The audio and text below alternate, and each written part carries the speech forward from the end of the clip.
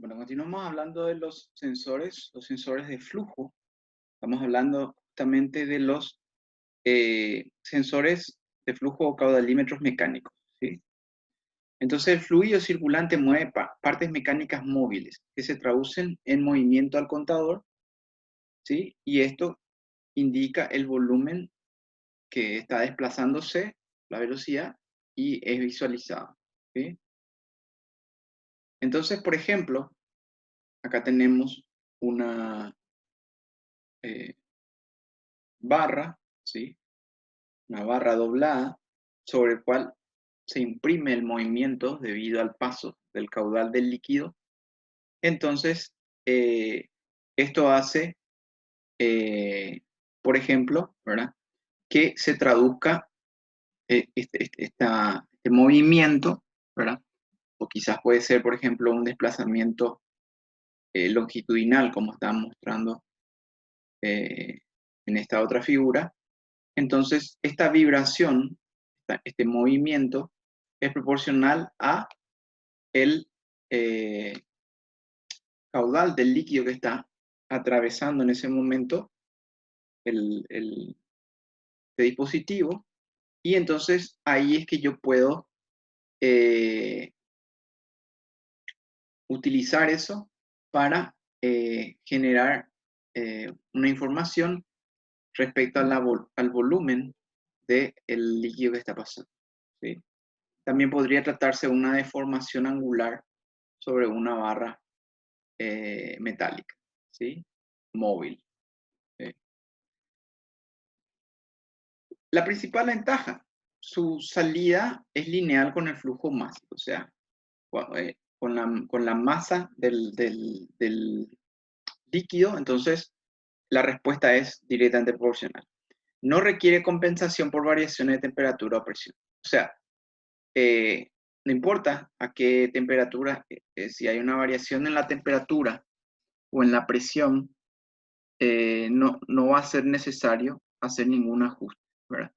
Por lo cual aplica bien en caso de líquidos viscosos, ¿sí? Es adecuado entonces para casos de viscosidad variable. Por ejemplo, como el aceite va cambiando, por ejemplo, su viscosidad conforme a la temperatura y la presión, entonces utilizar un caudalímetro, un sensor de caudal de esta naturaleza, con estas barras, por ejemplo, dobladas, es muy útil, es muy adecuado, ¿sí? Permite medir caudales másicos que de otra manera serían bastante difíciles. Por ejemplo, adhesivos, nitrógeno líquido, ¿sí? La desventaja es que es muy voluminoso, ¿sí? El dispositivo, y no es apto para caudales que sean muy elevados, ¿sí?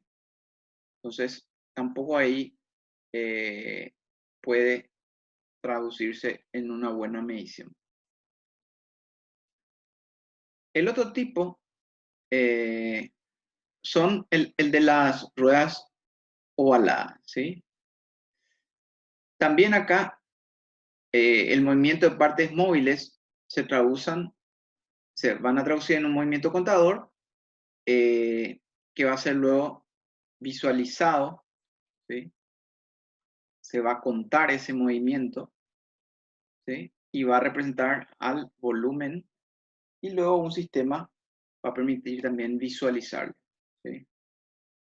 Eh, las ruedas ovaladas son de excelente precisión para pequeños caudales, ¿sí?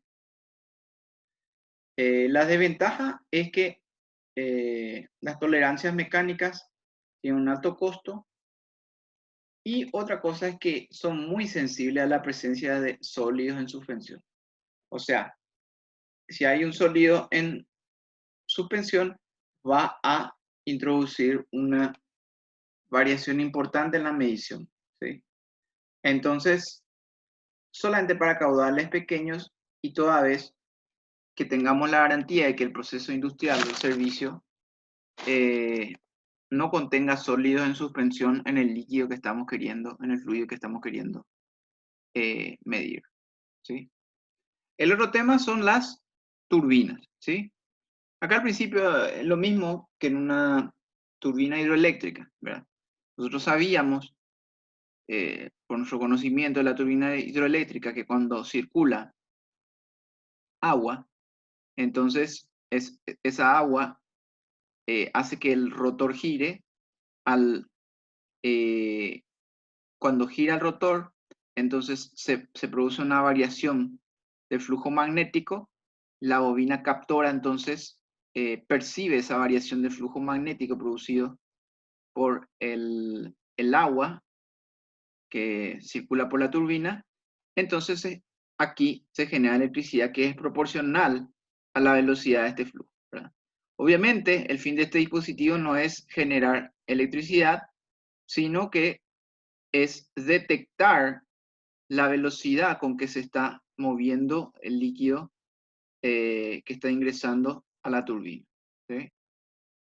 Entonces, evidentemente, estamos ante un dispositivo de mayor complejidad, ¿sí? La ventaja es un instrumento muy preciso. Evidentemente, como el flujo magnético es directamente proporcional a la rotación, entonces es prácticamente el instrumento más preciso para medir caudales, ¿sí?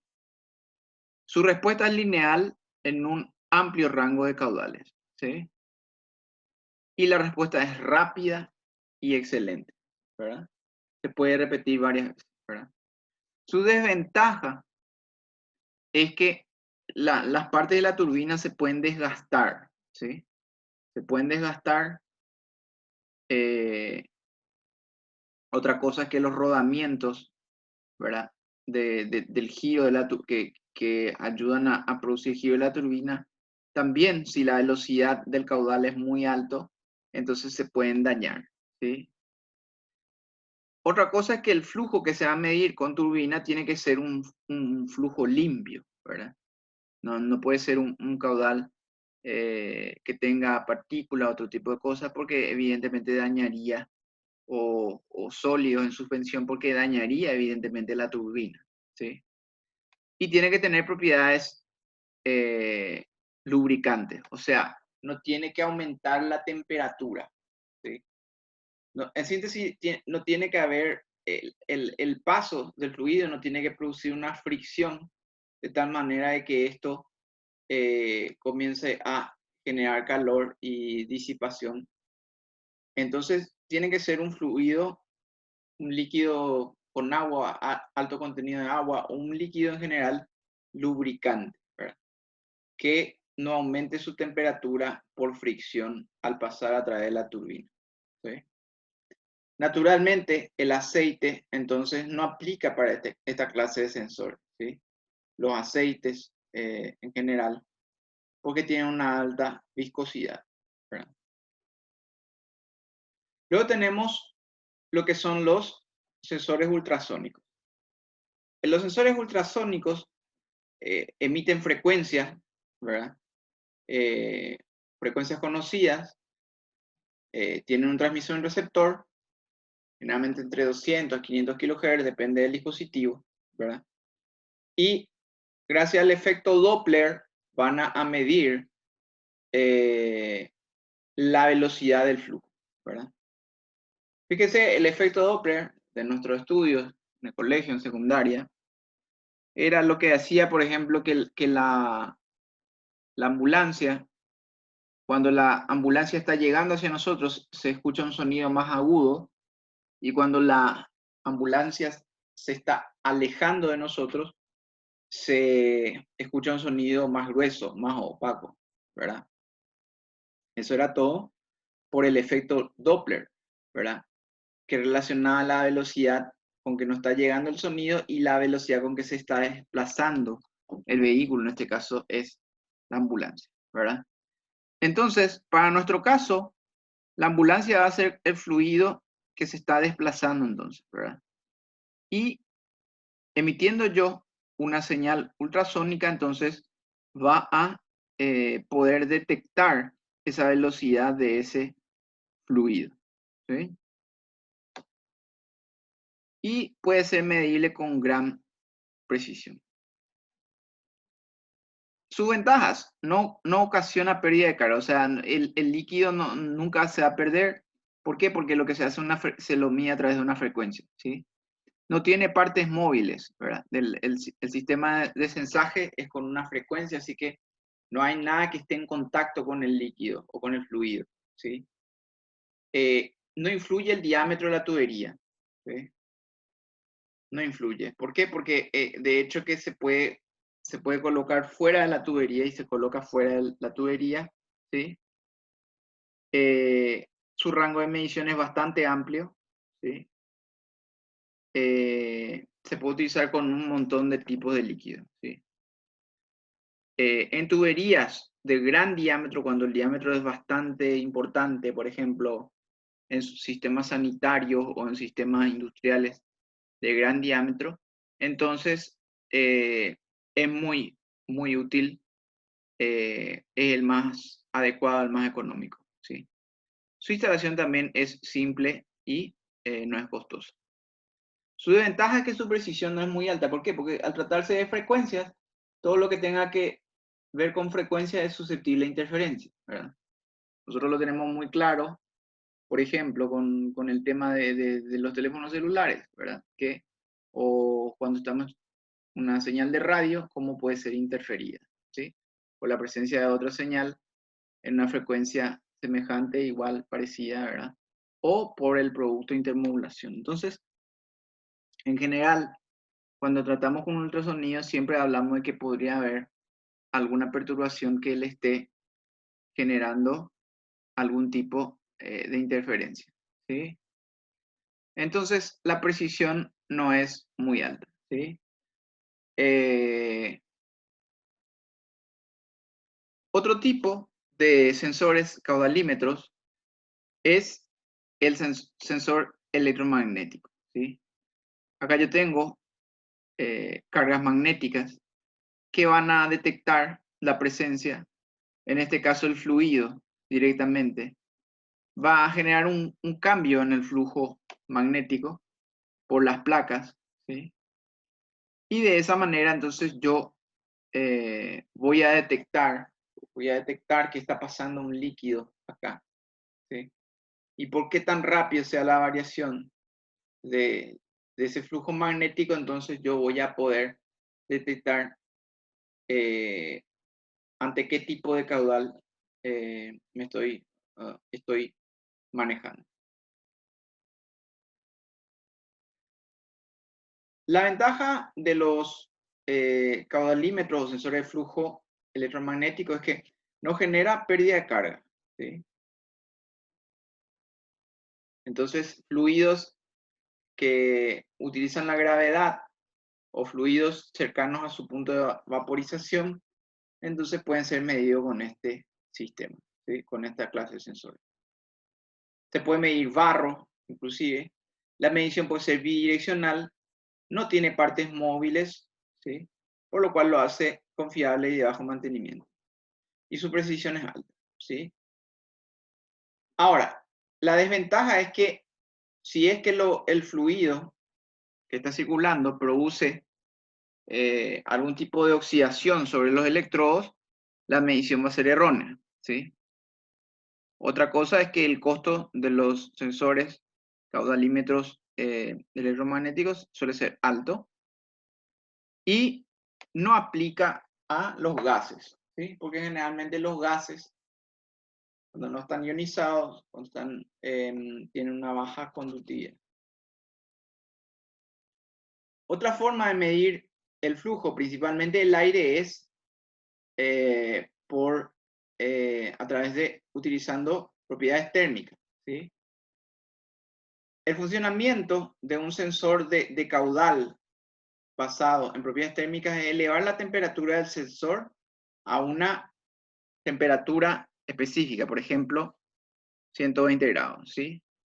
Luego, por ejemplo, el aire fluye, ¿verdad? Por ejemplo, el aire u otro gas fluye por el ducto, ¿sí?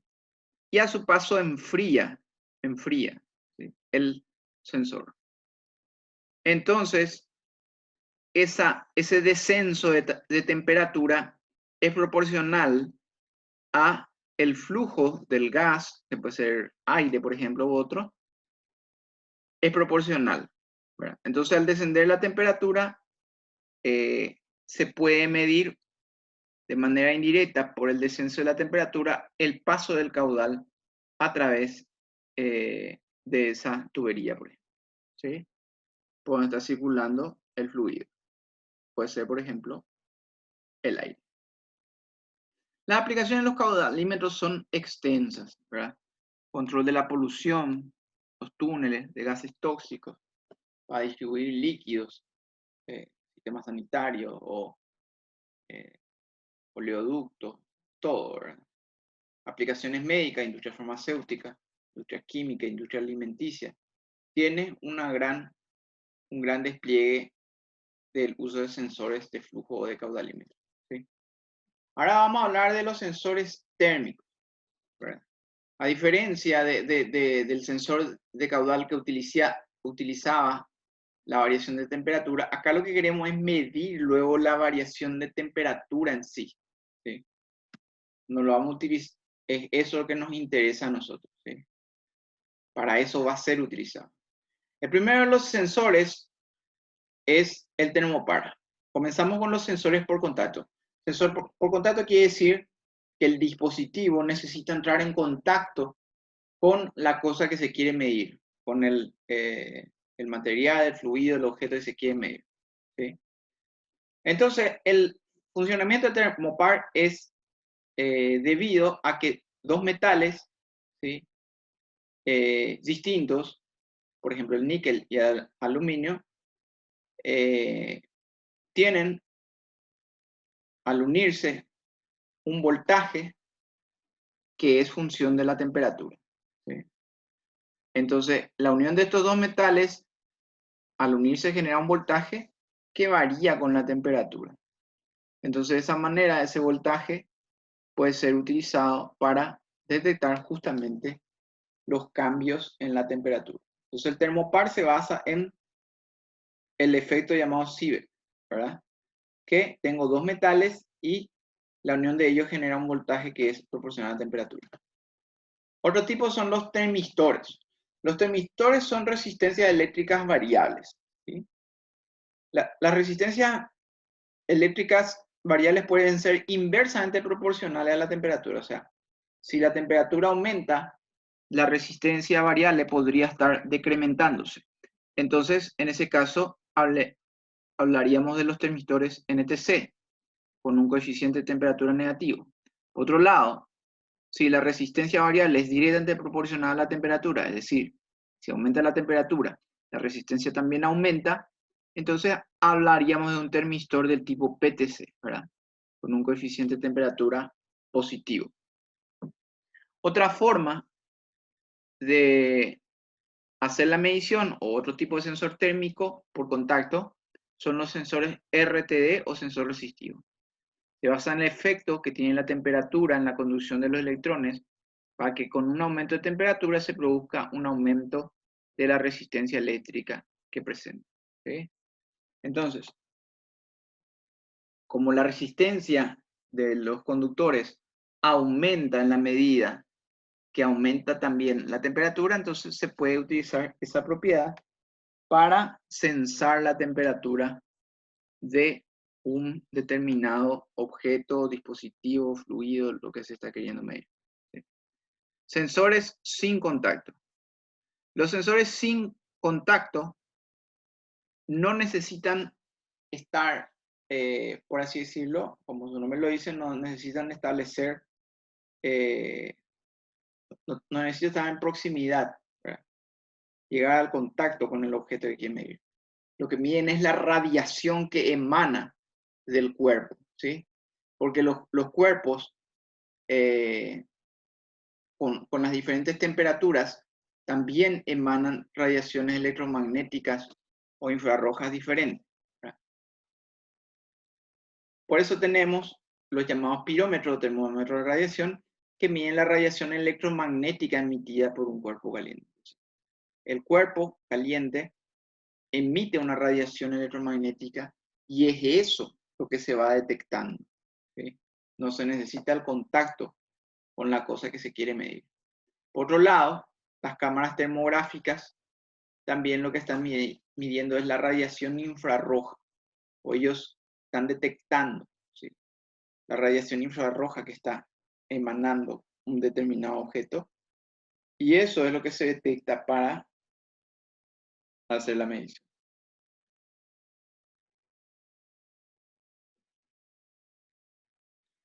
Existen muchos otros tipos de sensores térmicos, ¿verdad? Los neumáticos, los láser, los ópticos, los ultrasónicos, ¿sí?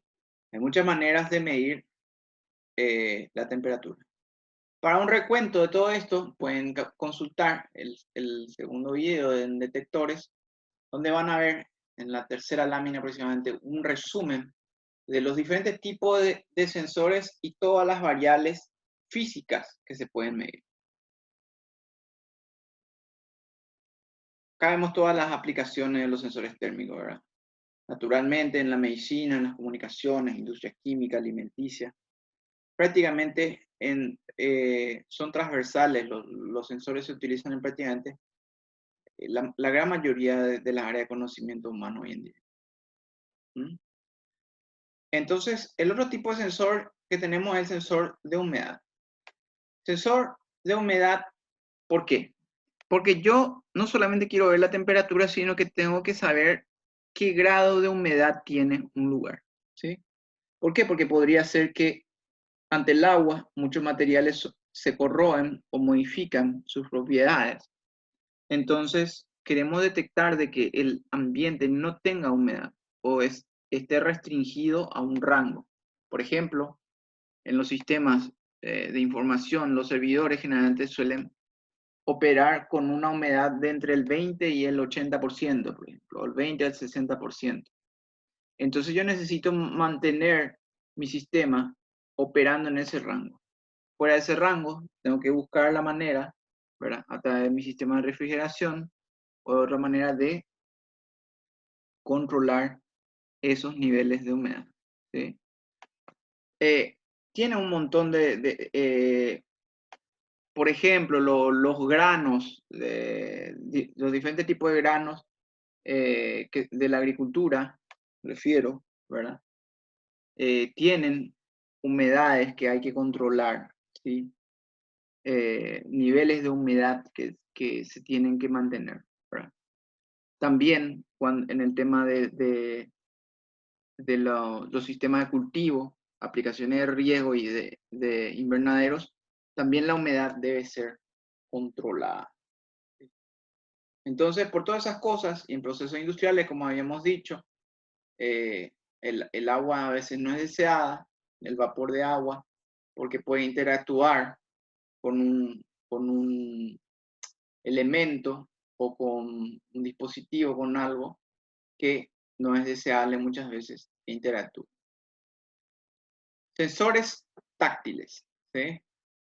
Cuando hablamos de sensores táctiles nos estamos refiriendo a que pueden interactuar con el dedo humano en general, aunque no necesariamente se refiera exclusivamente a eso, ¿verdad?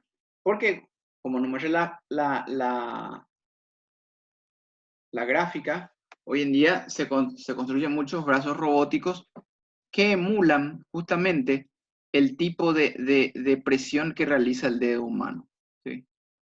El principio de funcionamiento de los sensores táctiles generalmente son capacitancias, ¿sí?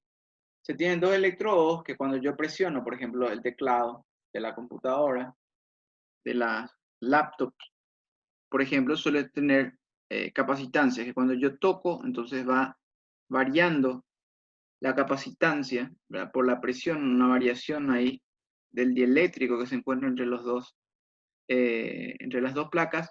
Entonces se varía la capacitancia y con esa variación de capacitancia, entonces existe una variación de energía que yo puedo transformar en un voltaje, en una corriente, y de esa manera detectar de que determinada tecla fue presionada, ¿sí? El concepto de capacitancia inclusive aplica a otro tipo de dispositivos, como las pantallas táctiles. También ahí tengo un cristal líquido, ¿verdad?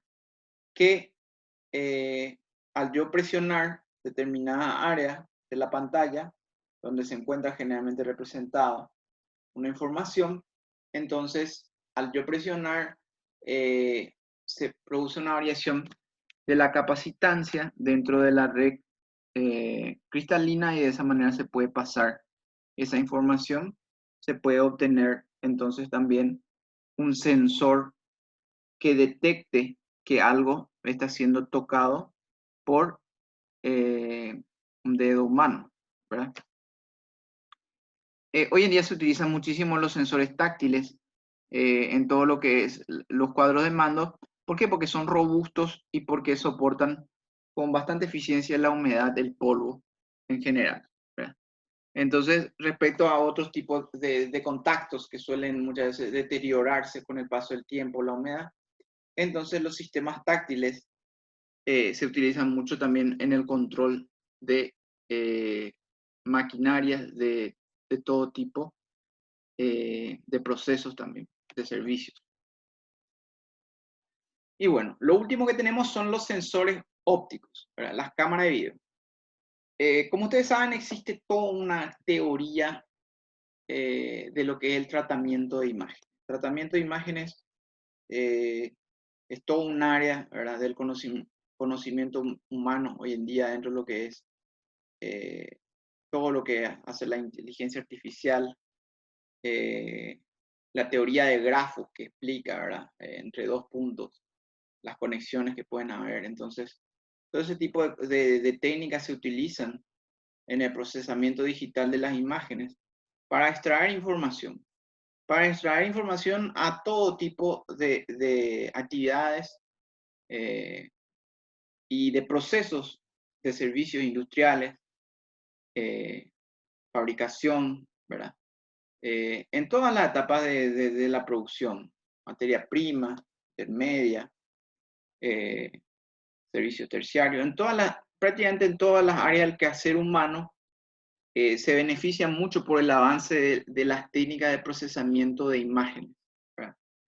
En todas las etapas de la producción también, cuando se está realizando el proceso, para hacer un control de calidad, para determinar que los equipos estén bien calibrados, ¿verdad?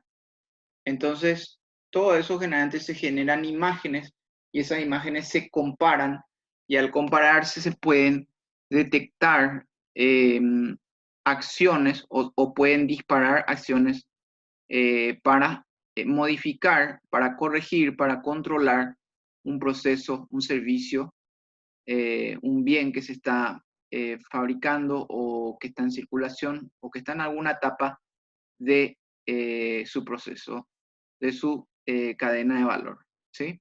Entonces, por eso las cámaras de video hoy en día son sumamente importantes en lo que hace la automatización y control, ¿sí? No solamente para detectar las cosas que son visibles al ojo humano, sino que yo la teoría de las imágenes puedo llevarlo a rangos de frecuencia donde ya el ojo humano no detecta, pero los conceptos de la forma en que se discriminan siguen siendo válidos, ¿sí? Se discriminan las imágenes, se analizan las imágenes vectoriales, las posiciones, como habíamos dicho, entonces siguen siendo válidos. Por eso las cámaras de video son cada día más utilizadas en lo que es la automatización y control. Repasando rápidamente qué son, ¿verdad? Las cámaras de video. Adentro tienen generalmente un dispositivo de carga acoplada, ¿sí? Conocido como CCD. ¿Qué es eso? Es un circuito integrado que contiene un número determinado de condensadores enlazados o acoplados, ¿sí? Bajo el control de un circuito interno, cada condensador puede transferir su carga eléctrica a uno o varios condensadores que estén a su lado en el circuito interno, ¿sí? Una alternativa digital es la tecnología CMOS, ¿sí? Que se utilizan las cámaras digitales y en las cámaras web, ¿sí? Entonces,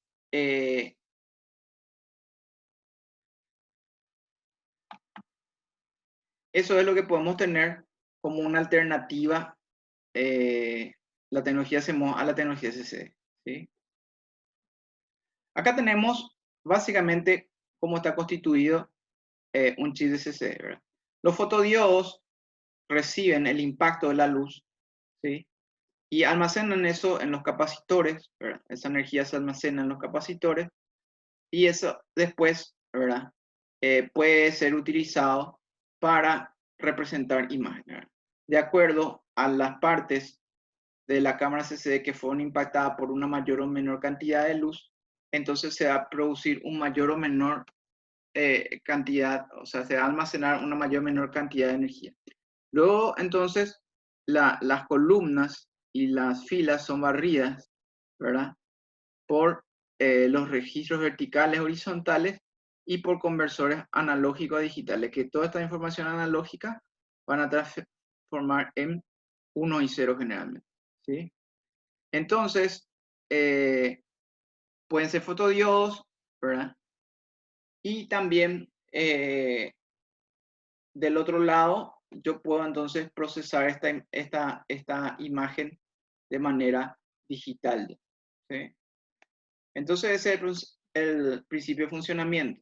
Cuando hablamos de imagen, siempre hablamos de píxeles, ¿verdad? De filtros de rojo, verde y azul, ¿verdad? Que constituyen las unidades de pixelación y con lo cual se van construyendo las imágenes, ¿sí? También filtros infrarrojos y una zona sensible a la luz. Entonces, de esa manera, resumidamente, yo tengo lo que es un CCD y a partir de ahí genero las imágenes y luego tengo toda una ingeniería, todo un área de la ciencia con sus algoritmos, ¿verdad?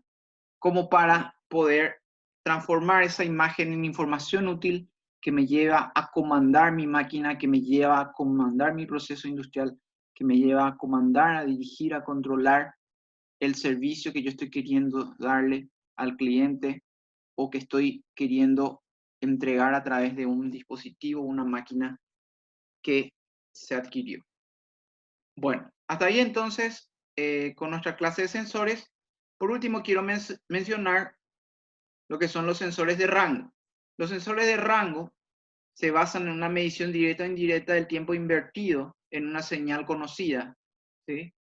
Para recorrer una región, ¿sí? Los sensores de rango se usan como una primera impresión de que algo está dentro de un rango de calidad, ¿sí?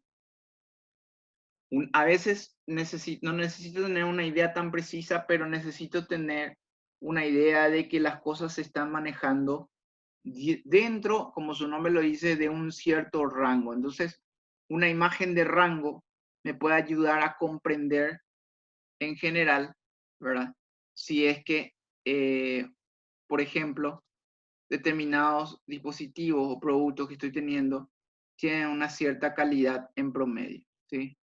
Porque acá, por ejemplo, ¿cómo yo podría saber que la mayoría de estos dispositivos tienen una determinada calidad? En la imagen se hace difícil, ¿verdad?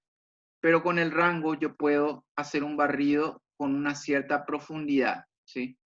Y al tener el elemento de profundidad, entonces me puede ayudar a hacer una mejor discriminación, ¿sí? Entonces, los sensores de rango es como que le dan, por así decirlo, el efecto 3D a una imagen que me puede ayudar a conocer la información que necesito para manejar un determinado proceso.